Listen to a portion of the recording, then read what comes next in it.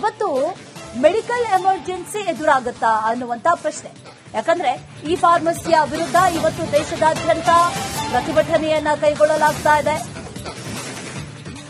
ದೇಶದಾದ್ಯಂತ ಪ್ರತಿಭಟನೆಯನ್ನು ನಡೆಸಲಾಗ್ತಾ ಇದೆ. ಹಲವು ಸಂಘಟನೆಗಳ ಬೆಂಬಲ ಇದೆ. ಆನ್ಲೈನ್ನಲ್ಲಿ ಔಷಧಿ ಮಾರಾಟವನ್ನು ವಿರೋಧಿಸಿ ಈ ಔಷಧಿ ವ್ಯಾಪಾರಿಗಳ ಸಂಘ ಇವತ್ತು ದೇಶದಾದ್ಯಂತ ಮೆಡಿಕಲ್ ಶಾಪ್ಗಳನ್ನ ಬಂದ್ ಮಾಡುವಂತಹ ನಿರ್ಧಾರವನ್ನ ಮಾಡಿದೆ.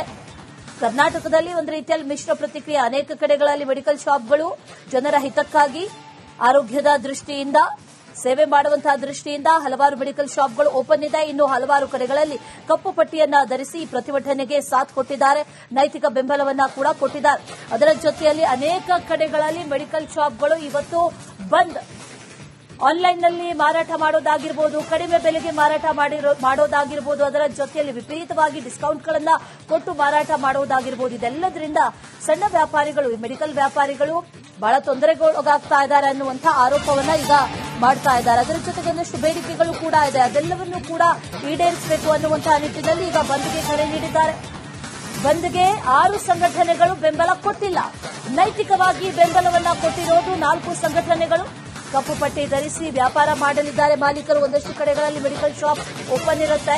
30% ಮೆಡಿಕಲ್ ಶಾಪ್ಗಳು ಕ್ಲೋಸ್ ಆಗುವಂತ ಸಾಧ್ಯತೆ ಇದೆ. ರಾಜ್ಯದಲ್ಲಿ ಮೆಡಿಕಲ್ ಶಾಪ್ ಬಂದ್ಗೆ ಮಿಶ್ರ ಪ್ರತಿಕ್ರಿಯೆಗಳು ವ್ಯಕ್ತವಾಗ್ತಾ ಇದೆ. ಸುಮಾರು ರಾಜ್ಯದಲ್ಲೇ 26,000ಕ್ಕೂ ಹೆಚ್ಚು ಮೆಡಿಕಲ್ ಶಾಪ್ಗಳಿದೆ. ರೋಗಿಗಳ ಸೇವೆಗೆ ತೊಂದರೆ ಆಗಬಾರದು ಅನ್ನೋ ಕಾರಣಕ್ಕೆ ಒಂದಷ್ಟು ಮೆಡಿಕಲ್ ಶಾಪ್ಗಳು ಕಾರ್ಯವನ್ನು ನಿರ್ವಹಿಸ್ತಾ ಇದೆ.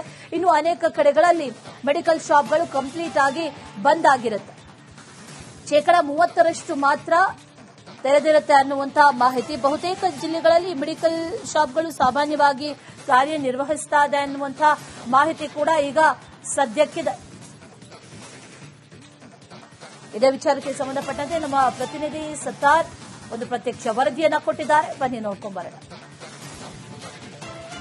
ದೇಶಾದ್ಯಂತ ಇ ಫಾರ್ಮಸಿ ಹಾಗೂ ಆನ್ಲೈನ್ ನಲ್ಲಿ ಔಷಧ ಮಾರಾಟ ನಿರ್ಬಂಧ ಹೇರುವಂತೆ ಅದನ್ನು ವಿರೋಧಿಸಿ ಇವತ್ತು ಮೆಡಿಕಲ್ ಬಂದ್ಗೆ ಕರೆ ಕೊಡಲಾಗಿತ್ತು. ಸದ್ಯಕ್ಕೆ ನಾನು ವಿಕ್ಟೋರಿಯಾ ಆಸ್ಪತ್ರೆಯಲ್ಲಿದ್ದೀನಿ, ಜನರಿಗೆ ಡ್ರಗ್ ಕೌಂಟರ್ ಅಲ್ಲಿ ಇದ್ದೀನಿ. ನೋಡ್ತಾ ಇರಬಹುದು, ಇಲ್ಲಿ ಕೂಡ ಓಪನ್ ಇದೆ. ಅಂದ್ರೆ ಬಹುತೇಕರು ಇವತ್ತು ಓಪನ್ ಮಾಡಿ ಜನರಿಗೆ ಯಾವುದೇ ರೀತಿ ತೊಂದರೆ ಆಗಬಾರದು ಅನ್ನೋ ನಿಟ್ಟಿನಲ್ಲೂ ಕೂಡ ಸೇವೆಯನ್ನು ನೀಡ್ತಾ ಇದ್ದಾರೆ. ಇಲ್ಲಿ ವಿಕ್ಟೋರಿಯಾ ಆಸ್ಪತ್ರೆ ಜನರಿಗೆ ಕೌಂಟರ್ ನ ಸಿಬ್ಬಂದಿ ಇದೆ, ಅವ್ರು ಮಾತನಾಡ್ಸ್ಕೊಂಡು ಹೋಗ್ತೀನಿ. ಸರ್, ಇವತ್ತು ನಿಮ್ಮ ಶಾಪ್ ನಿಮ್ದು ರಿಟೇಲ್ ಆಗಿರೋದ್ರಿಂದ ಈಗ ಇ ಫಾರ್ಮಸಿ ಬಗ್ಗೆ ನಿಮ್ಮ ಅಭಿಪ್ರಾಯ? ಸರ್, ಈ ಫಾರ್ಮಸಿ ಬಂದಿರೋದು ಜನಗಳಿಗೆ ಒಂದು ಕಡೆ ಅನುಕೂಲವಾಗಿರೋ, ಒಂದೊಂದು ಅನಾನುಕೂಲನೂ ಆಗಿದೆ. ಗುಡ್ ಅಂಡ್ ಬ್ಯಾಡ್ ಅಂತ ಹೇಳೋ ತರ. ಅಂದ್ರೆ ಅದ್ರಲ್ಲಿ ಜೆನ್ಯೂನಿಟಿ ಗೊತ್ತಾಗೋದಲ್ಲ. ಈ ಫಾರ್ಮಸಿಯಲ್ಲಿ ಅವ್ರು ಎಲ್ಲೋ ಒಂದ್ ಕಡೆ ಪ್ರೊಕ್ಯೂರ್ ಆಗಿರೋ ಪ್ರಾಡಕ್ಟ್ಸ್ ಯಾವ್ದು ಸ್ಪೂರಿಯಸ್ ಅಂತಾನು ಗೊತ್ತಾಗೋದಿಲ್ಲ. ಪೀಪಲ್ಗೆ ಅಲ್ಟಿಮೇಟ್ ಆಗಿ ಡಿಸ್ಕೌಂಟ್ ಅಂತ ನೋಡ್ತಿರ್ತಾರೆ. But it's not genuine. Some people ಕಡೆ ನಿಮ್ಗೆ ಗೊತ್ತಿರೋ ಪ್ರಕಾರ, ಹಳೆ ಮಾಹಿತಿ ಪ್ರಕಾರ there many duplicates medicines to be sold ಅಂತ ಸೋಲ್ಡ್ ಮಾಡ್ತಾ ಇದಾರೆ ಅಂತ. ಅದು ಪೀಪಲ್ ಗೊತ್ತಾ, ಡಿಸ್ಕೌಂಟ್ ಸಿಗುತ್ತೆ, ಡಿಸ್ಕೌಂಟ್ಸ್ ಅಂತ ಹೋಗ್ತಾರೆ. But it's very bad.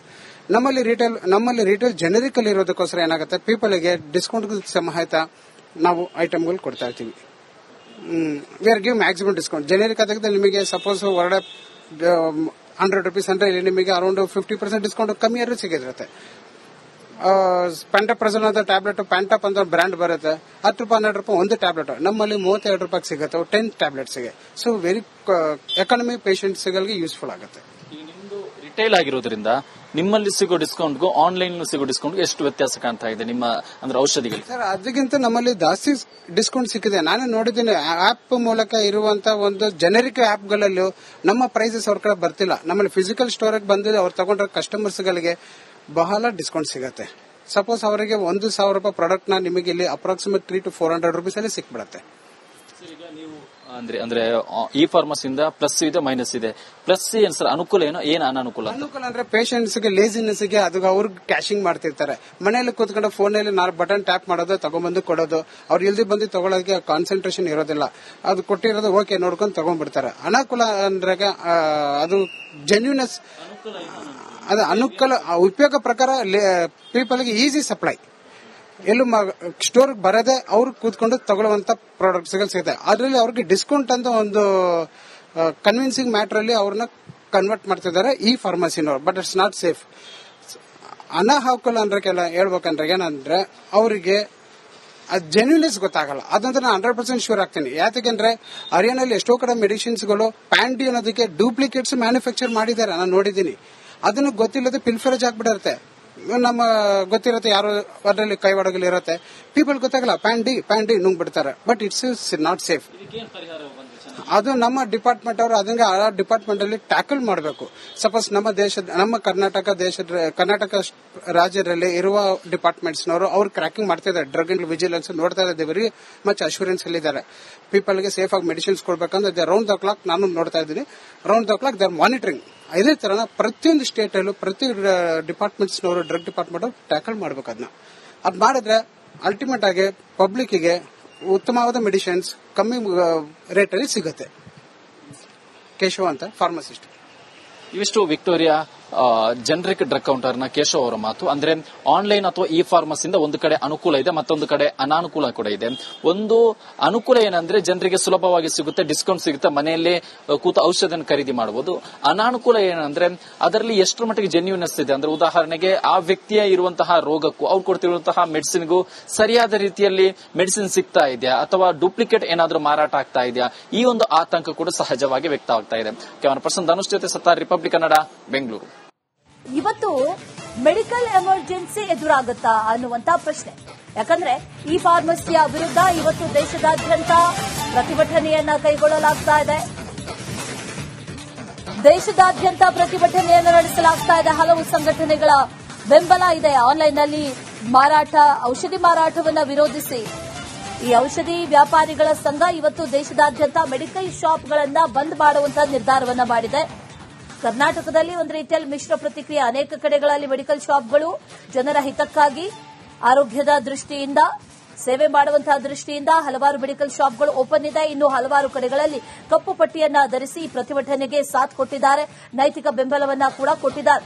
ಅದರ ಜೊತೆಯಲ್ಲಿ ಅನೇಕ ಕಡೆಗಳಲ್ಲಿ ಮೆಡಿಕಲ್ ಶಾಪ್ಗಳು ಇವತ್ತು ಬಂದ್.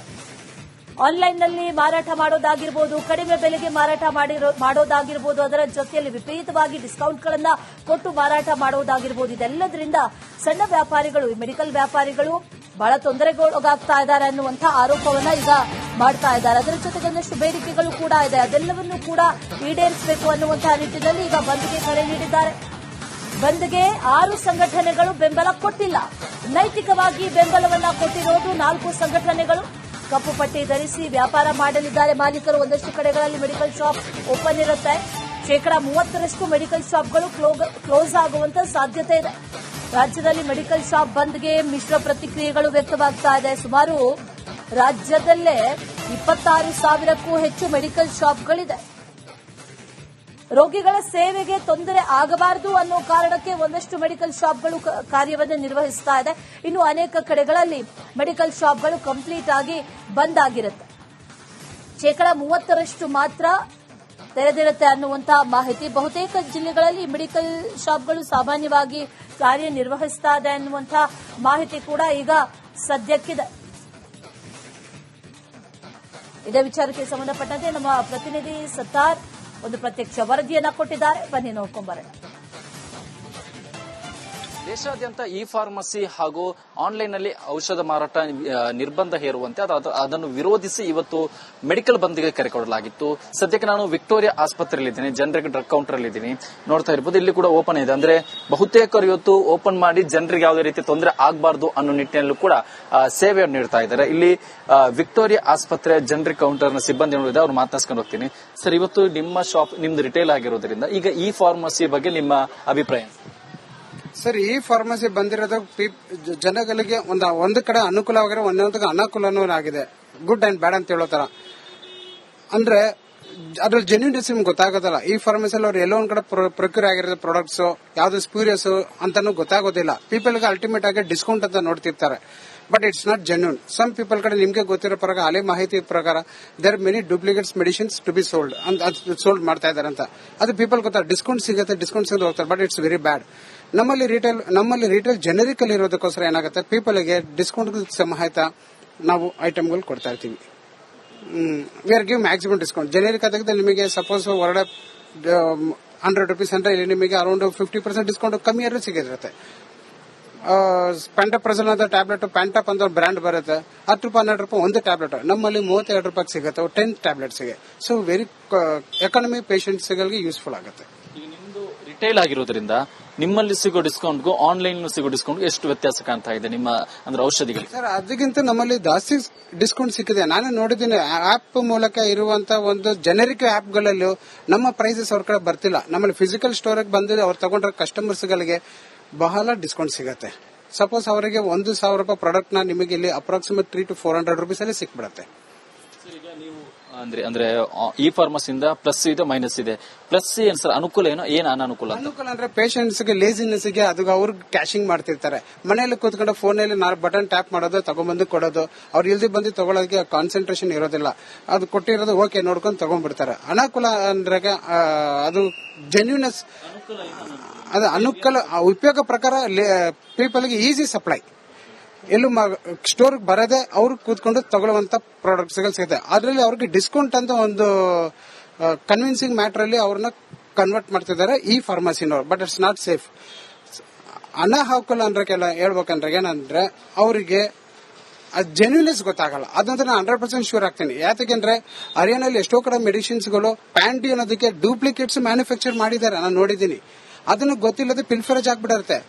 ನಮ್ಮ ಗೊತ್ತಿರುತ್ತೆ ಯಾರೋ ಅದರಲ್ಲಿ ಕೈ ಒಳಗಲ್ಲಿ ಇರುತ್ತೆ, ಪೀಪಲ್ ಗೊತ್ತಾಗಲ್ಲ, ಪ್ಯಾಂಡಿ ನುಂಗ್ ಬಿಡ್ತಾರೆ. But it's not safe. ಅದು ನಮ್ಮ ಡಿಪಾರ್ಟ್ಮೆಂಟ್ ಅವರು ಅದಂಗೆ ಆ ಡಿಪಾರ್ಟ್ಮೆಂಟ್ ಅಲ್ಲಿ ಟ್ಯಾಕಲ್ ಮಾಡಬೇಕು. ಸಪೋಸ್ ನಮ್ಮ ಕರ್ನಾಟಕ ರಾಜ್ಯದಲ್ಲಿ ಇರುವ ಡಿಪಾರ್ಟ್ಮೆಂಟ್ಸ್ ನವರು ಅವ್ರು ಕ್ರ್ಯಾಕಿಂಗ್ ಮಾಡ್ತಿದ್ದಾರೆ. ಡ್ರಗ್ ಅಂಡ್ ವಿಜಿಲೆನ್ಸ್ ನೋಡ್ತಾ ಇದ್ದಾರೆ, ವೆರಿ ಮಚ್ ಅಶ್ಯೂರೆನ್ಸ್ ಅಲ್ಲಿ ಇದ್ದಾರೆ. ಪೀಪಲ್ ಗೆ ಸೇಫ್ ಆಗಿ ಮೆಡಿಸಿನ್ಸ್ ಕೊಡ್ಬೇಕಂದ್ರೆ ರೌಂಡ್ ದ ಕ್ಲಾಕ್ ನಾನು ನೋಡ್ತಾ ಇದ್ದೀನಿ. Round the clock they are monitoring. ಇದೇ ತರ ಪ್ರತಿಯೊಂದು ಸ್ಟೇಟ್ ಅಲ್ಲೂ ಪ್ರತಿ ಡಿಪಾರ್ಟ್ಮೆಂಟ್ಸ್ ನವರು ಡ್ರಗ್ ಡಿಪಾರ್ಟ್ಮೆಂಟ್ ಟ್ಯಾಕಲ್ ಮಾಡ್ಬೇಕು. ಅದ್ ಮಾಡಿದ್ರೆ ಅಲ್ಟಿಮೇಟ್ ಆಗಿ ಪಬ್ಲಿಕ್ ಗೆ ಉತ್ತಮವಾದ ಮೆಡಿಸಿನ್ಸ್ ಕಮ್ಮಿ ರೇಟ್ ಅಲ್ಲಿ ಸಿಗುತ್ತೆ. ಕೇಶವ ಅಂತ ಫಾರ್ಮಸಿಸ್ಟ್. ಇವಿಷ್ಟು ವಿಕ್ಟೋರಿಯಾ ಜನರಿಕ್ ಡ್ರಗ್ ಕೌಂಟರ್ ನ ಕೇಶವ್ ಅವರ ಮಾತು. ಅಂದ್ರೆ ಆನ್ಲೈನ್ ಅಥವಾ ಇ ಫಾರ್ಮಸಿಯಿಂದ ಒಂದು ಕಡೆ ಅನುಕೂಲ ಇದೆ, ಮತ್ತೊಂದು ಕಡೆ ಅನಾನುಕೂಲ ಕೂಡ ಇದೆ. ಒಂದು ಅನುಕೂಲ ಏನಂದ್ರೆ ಜನರಿಗೆ ಸುಲಭವಾಗಿ ಸಿಗುತ್ತೆ, ಡಿಸ್ಕೌಂಟ್ ಸಿಗುತ್ತೆ, ಮನೆಯಲ್ಲೇ ಕೂತು ಔಷಧಿಯನ್ನು ಖರೀದಿ ಮಾಡಬಹುದು. ಅನಾನುಕೂಲ ಏನಂದ್ರೆ ಅದರಲ್ಲಿ ಎಷ್ಟು ಮಟ್ಟಿಗೆ ಜೆನ್ಯೂನೆಸ್ ಇದೆ ಅಂದ್ರೆ ಉದಾಹರಣೆಗೆ ಆ ವ್ಯಕ್ತಿಯ ಇರುವಂತಹ ರೋಗಕ್ಕೂ ಅವ್ರು ಕೊಡ್ತಿರುವಂತಹ ಮೆಡಿಸಿನ್ಗೂ ಸರಿಯಾದ ರೀತಿಯಲ್ಲಿ ಮೆಡಿಸಿನ್ ಸಿಗ್ತಾ ಇದೆಯಾ ಅಥವಾ ಡೂಪ್ಲಿಕೇಟ್ ಏನಾದ್ರೂ ಮಾರಾಟ ಆಗ್ತಾ ಇದೆಯಾ, ಈ ಒಂದು ಆತಂಕ ಕೂಡ ಸಹಜವಾಗಿ ವ್ಯಕ್ತವಾಗ್ತಾ ಇದೆ. ಕ್ಯಾಮರಾ ಪರ್ಸನ್ ಧನುಷ್ ಜೊತೆ ಸತ್ತಾರ್, ರಿಪಬ್ಲಿಕ್ ಕನ್ನಡ, ಬೆಂಗಳೂರು. ಇನ್ಸ್ಪೆಕ್ಟರ್